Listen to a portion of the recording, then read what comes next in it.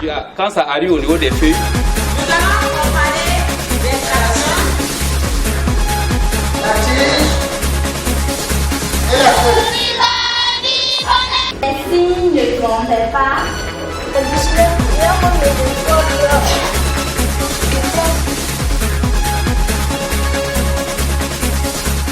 Nous sommes à la deuxième séance de notre cours sur le commentaire composé. Et aujourd'hui, nous voyons la démarche méthodologique du commentaire composé. Nous vous présentons les objectifs de ce cours. L'objectif général, c'est maîtriser le commentaire composé. Les objectifs spécifiques.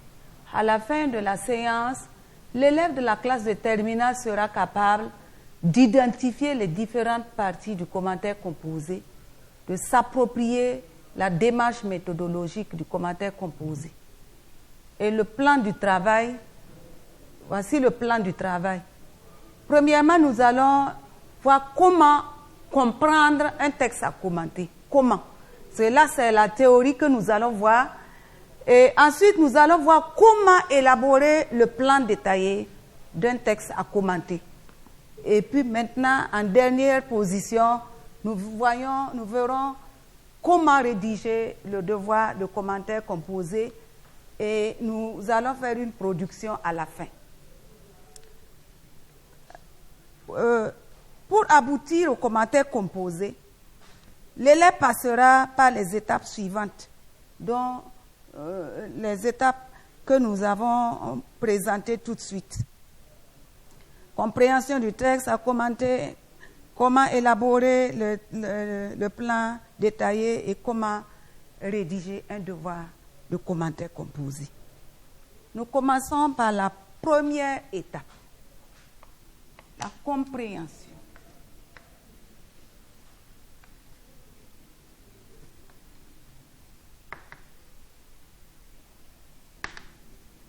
Compréhension du texte.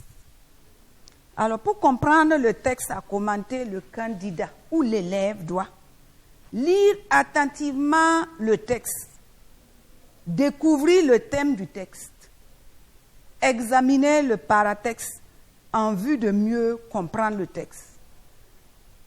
Lire le libellé pour identifier les centres d'intérêt. Ici, on ne vous donne pas un texte pour faire une lecture méthodique, mais on vous donne déjà un texte qui a déjà un libellé déjà formulé. Donc, il faut lire le libellé pour identifier les centres d'intérêt que l'on suggère, que vous suggère le libellé. Relire le texte pour identifier les sous-thèmes qui permettront de justifier, de mettre en valeur chaque centre d'intérêt.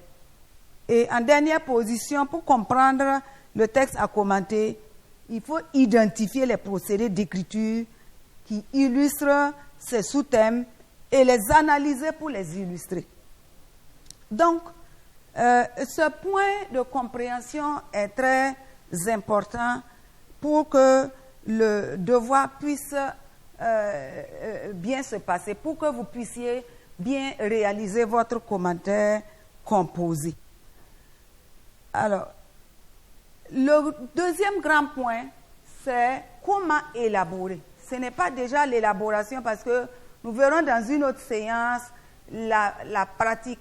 On va pratiquer, on va faire l'application sur un texte. Mais ici, on va chercher à savoir comment donc élaborer le plan détaillé d'un commentaire composé.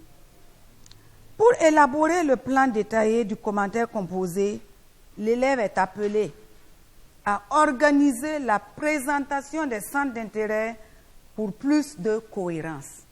Donc, le libellé propose des centres d'intérêt, mais ce n'est pas forcément dans l'ordre logique dans cet ordre-là que vous devez présenter votre commentaire composé. Vous devez voir dans quel ordre vous allez présenter vos centres d'intérêt pour respecter une cohérence, pour respecter une logique. Ensuite, vous devez faire des regroupements en présentant chaque centre d'intérêt avec ses sous-parties. Le centre d'intérêt étant comme une idée prise de position dans la dissertation, les sous-parties aussi ressemblent aux arguments dans le commentaire composé.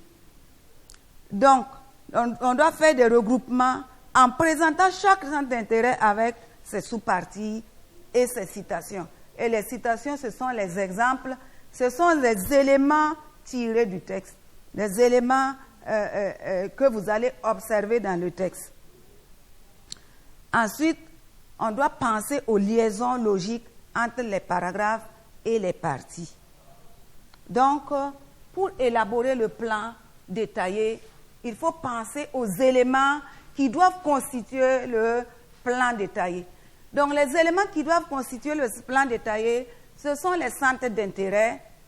Si on veut faire une comparaison avec la dissertation, c'est comme l'IPP.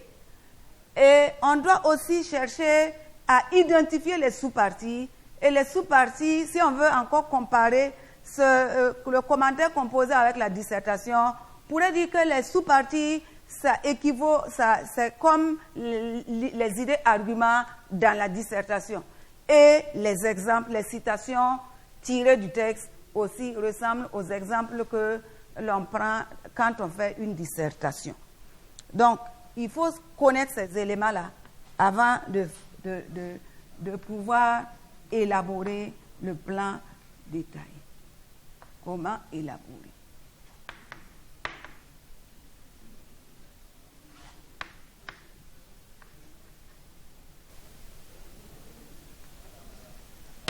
Donc, je vais essayer de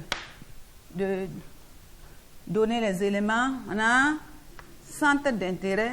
Ah, je ne vais pas abréger. Centre d'intérêt. Les éléments, on a sous-parties. On a des sous-parties. Donc, chaque centre d'intérêt a des sous-parties. Et puis, on a aussi des citations ou des exemples. On peut les appeler aussi des exemples. Voilà. Et ce sont ces éléments-là qu'on doit pouvoir identifier et organiser pour faire le plan détaillé du commentaire composé. Et quand nous allons aller à la séance suivante, la séance 3 va nous permettre de voir comment concrètement élaborer le plan détaillé du commentaire composé. Donc maintenant, on passe à la rédaction du commentaire composé. Comment rédiger? Rédaction. C'est-à-dire comment rédiger le commentaire composé. De façon théorique encore,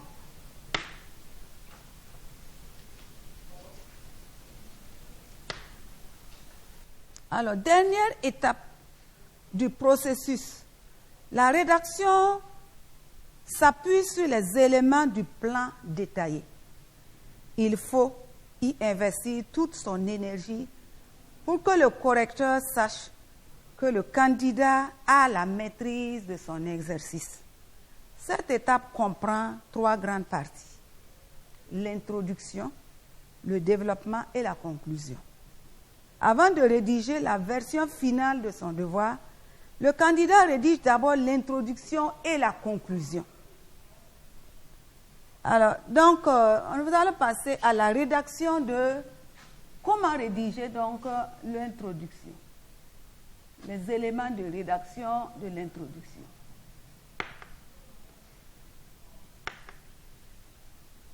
L'introduction.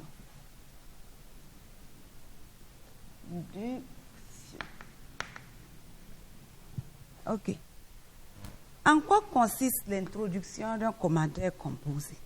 L'introduction d'un commentaire composé comprend 3 parties. Et nous allons vous dire quelles sont ces 3 parties-là. La première partie, c'est l'entrée en matière. Entrée en matière.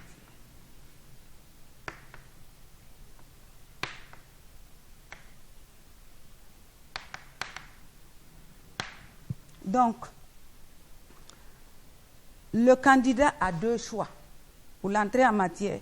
S'il connaît l'auteur et ou son œuvre, retenir de ses connaissances les informations utiles à éclairer le texte à commenter.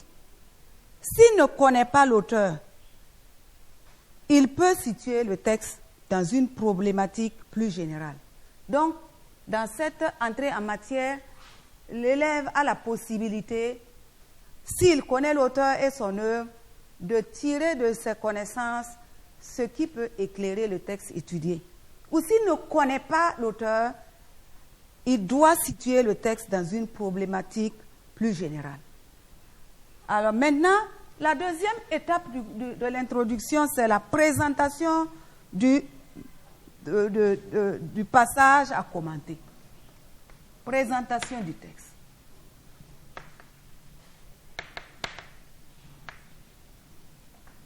Donc, la présentation du texte. Donc, dans cette étape-là, l'élève présente l'idée générale du texte, pas son résumé. Dans la présentation générale, l'élève doit préciser le thème du passage étudié. Il doit dire de quoi il est question dans ce texte. Ensuite, si dans la première partie, il a considéré, l'élève ne connaît pas l'auteur et qu'il a utilisé une problématique générale pour entrer en matière, il devrait parler de l'auteur, de son texte, de son recueil pour introduire cette deuxième partie qui est la présentation du texte. Maintenant, dans la troisième partie de l'introduction, on a l'annonce du plan.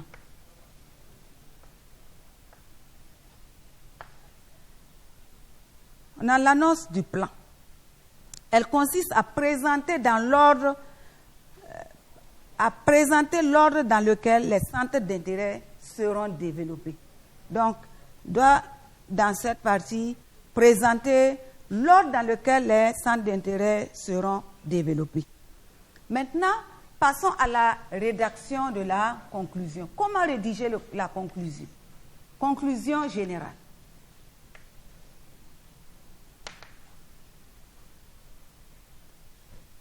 La conclusion générale également comprend 3 parties. Nous avons en premier point le rappel des centres d'intérêt.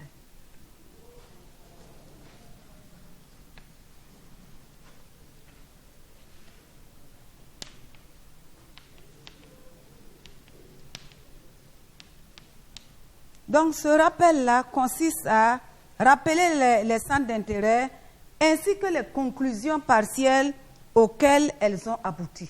Donc ça, c'est la première étape de la conclusion. La deuxième étape consiste donc à donner le point de vue de l'élève. Donc l'élève doit donner son point de vue. Donc ici, c'est le point de vue.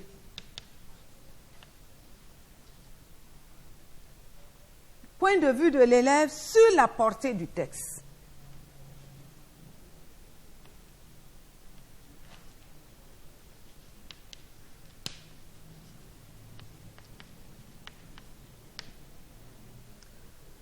Donc, ce point de vue peut être favorable ou défavorable.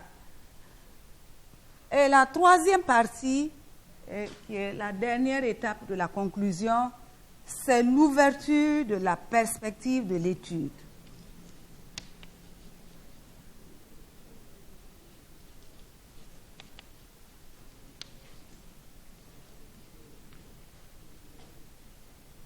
Perspective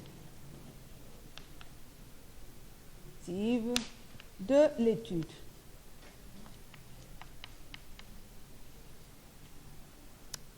Donc, dans cette partie, l'élève a 2 possibilités. Il peut procéder à une comparaison avec une autre œuvre. Comparaison avec une autre œuvre. Donc, ou bien, Il peut montrer l'importance de la littérature, l'importance littéraire du passage. Il peut également montrer l'importance littéraire du passage. Alors maintenant, nous allons passer un autre grand point après l'introduction et la conclusion, puisque on avait dit que pour faire le devoir, là, il fallait rédiger la conclusion et l'introduction avant la version finale. Nous voyons comment on rédige le développement.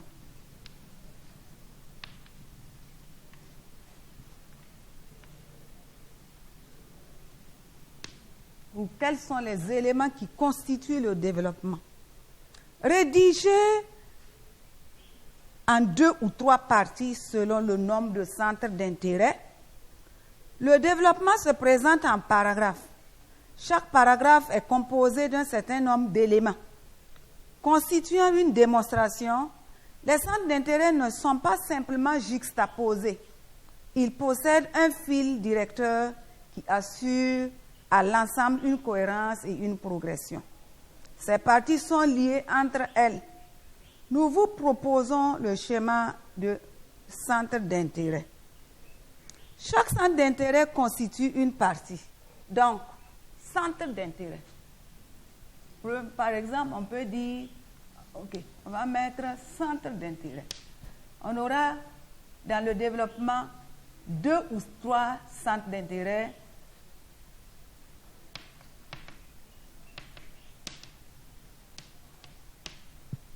Ou 2 ou 3 IPP, si on veut comparer le commentaire composé avec la dissertation.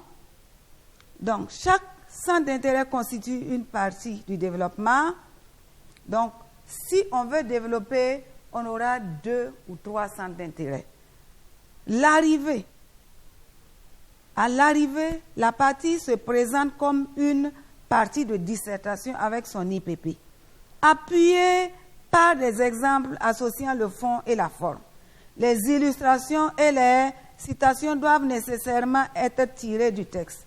Un centre d'intérêt est organisé en paragraphes. Donc, on a les éléments, on a, pour développer, on a le centre d'intérêt, on a 2 ou 3 centres d'intérêt, chaque centre d'intérêt ayant des sous-parties.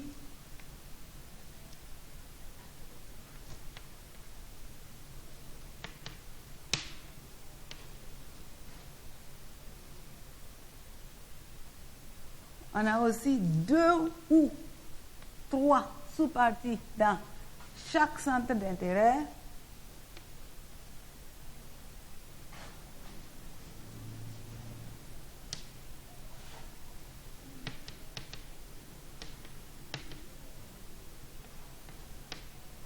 Et chaque centre d'intérêt, chaque sous-partie a un ou plusieurs exemples, est illustré par un ou plusieurs exemples. Un ou plusieurs exemples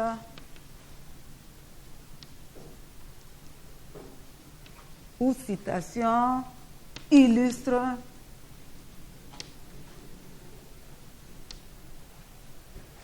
chaque sous-partie.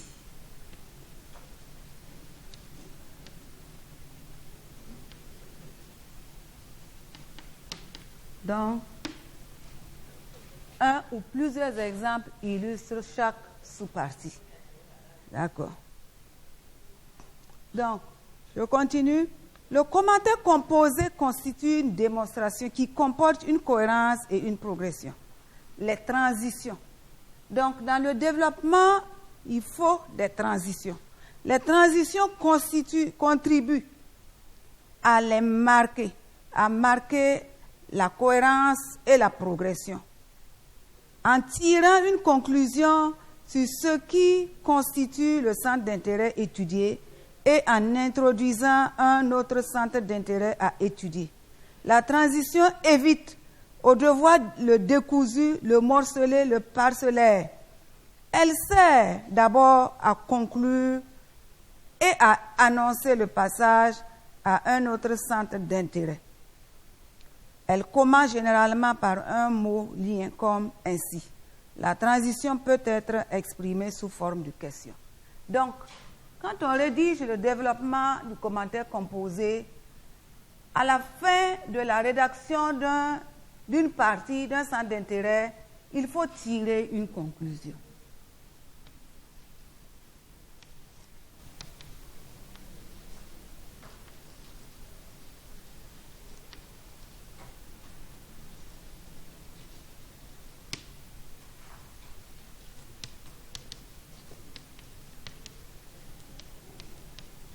Il faut tirer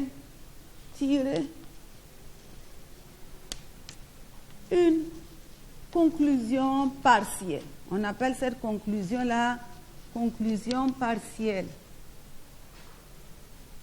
Conclusion partielle. Et quand on est, par exemple, à la fin du premier centre d'intérêt ou à la fin du deuxième centre d'intérêt, si on a 3 centres d'intérêt, il faut rédiger une transition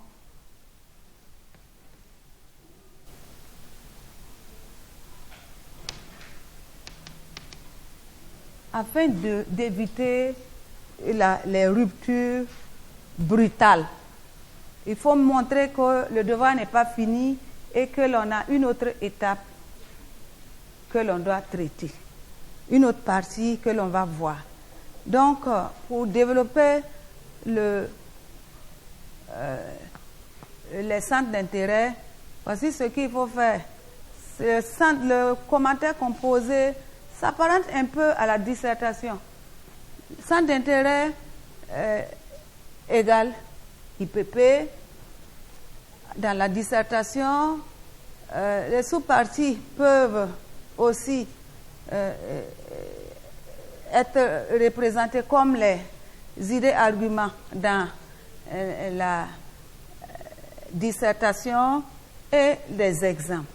Et donc, les paragraphes sont construits autour de ces éléments et le centre d'intérêt est construit autour aussi de paragraphes.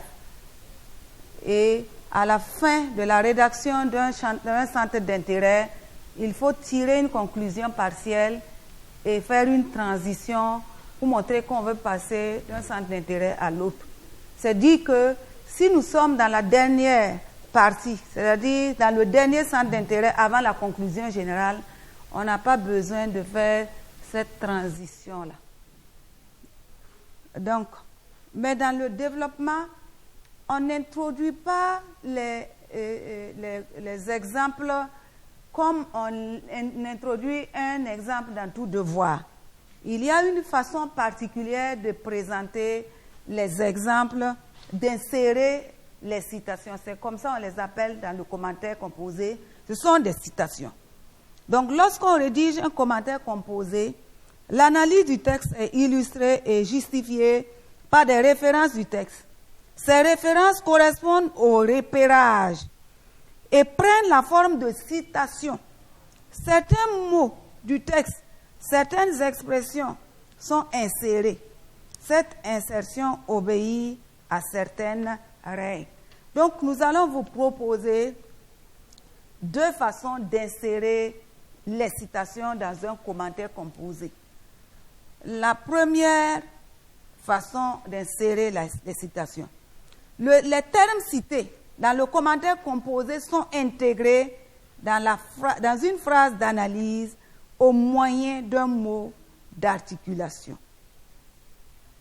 En témoigne le passage suivant où les termes cités sont introduits par le mot d'articulation comme.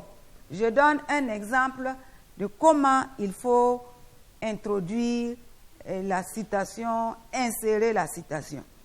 C'est un exemple d'un texte étudié et je donne juste la substance où il y a la citation. L'identification des lieux est rendue possible par la présence de nombreux termes géographiques comme.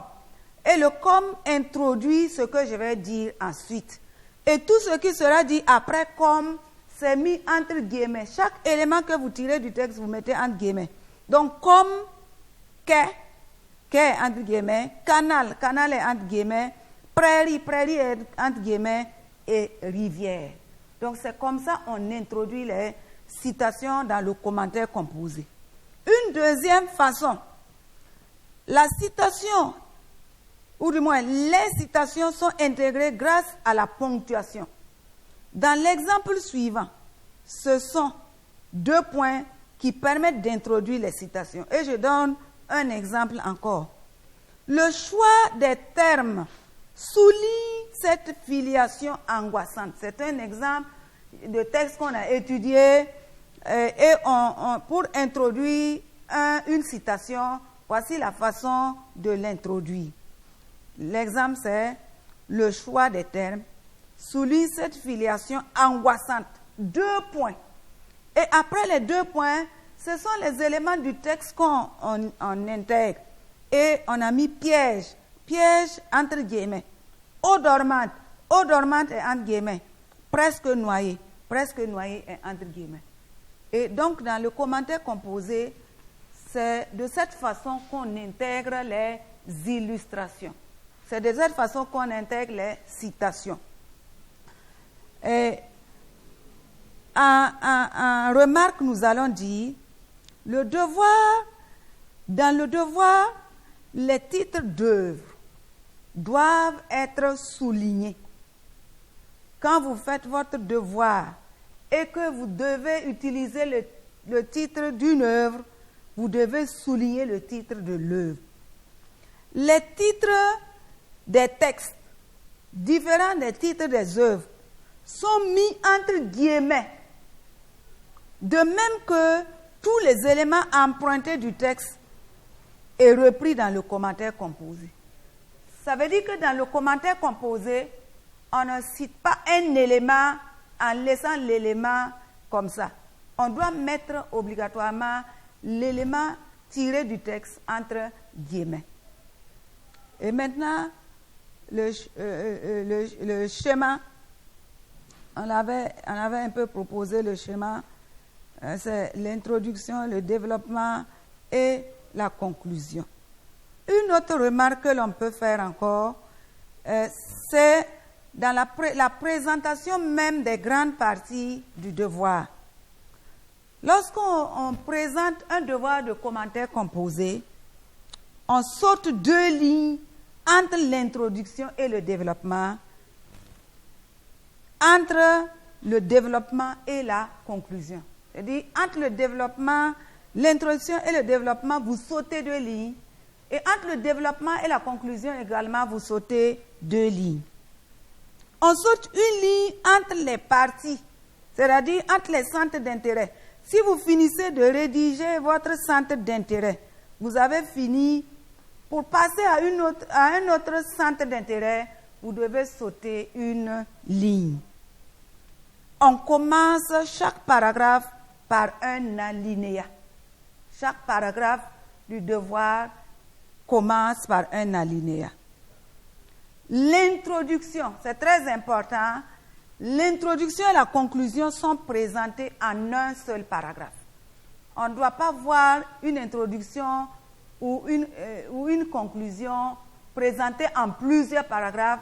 C'est en un seul paragraphe qu'on présente et l'introduction et la conclusion. Donc, nous voilà à la fin de notre séance. Mais avant de nous quitter, nous allons faire un exercice d'application. Et donc, soyez attentifs. C'est un exercice que nous allons faire et corriger en même temps.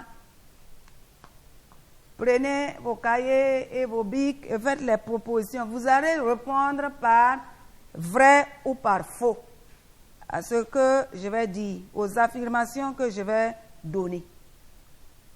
Répondez par vrai ou par faux aux affirmations que vous allez entendre incessamment. Première affirmation. On saute une ligne entre l'introduction et le développement. On saute une ligne entre l'introduction et le développement. Deuxième, 2. On présente l'introduction en plusieurs paragraphes. On présente l'introduction en plusieurs paragraphes. 3. Le commentaire composé constitue une démonstration qui comporte une cohérence et une progression. Le commentaire composé constitue une démonstration qui comporte une cohérence et une progression. 4.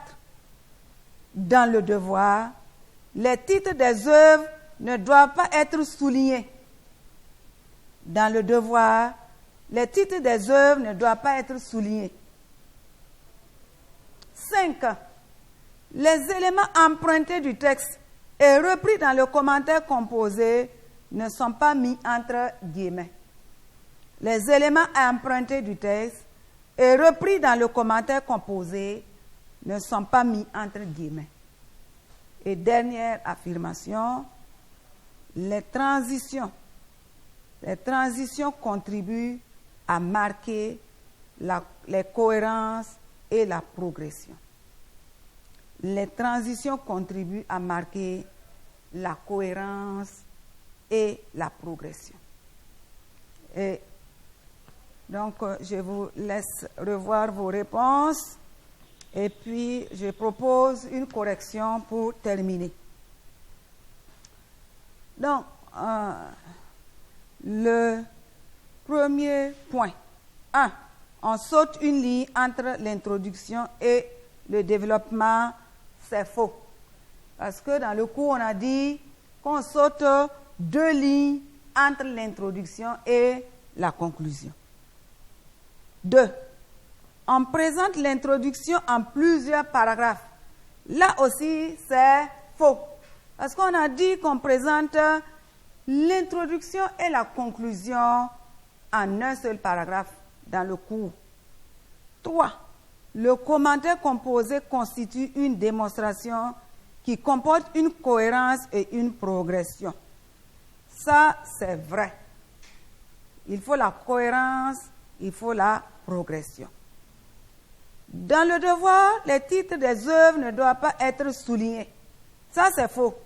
Parce que ce qu'on a dit, c'est qu'il faut toujours souligner les titres des œuvres et mettre les titres des textes, des extraits entre guillemets. Dernière phrase, les transitions contribuent à marquer la cohérence et la progression. C'est vrai. Donc, nous sommes au terme de notre séance et j'espère que vous avez pris du plaisir à nous écouter et je vous donne rendez-vous à une autre séance.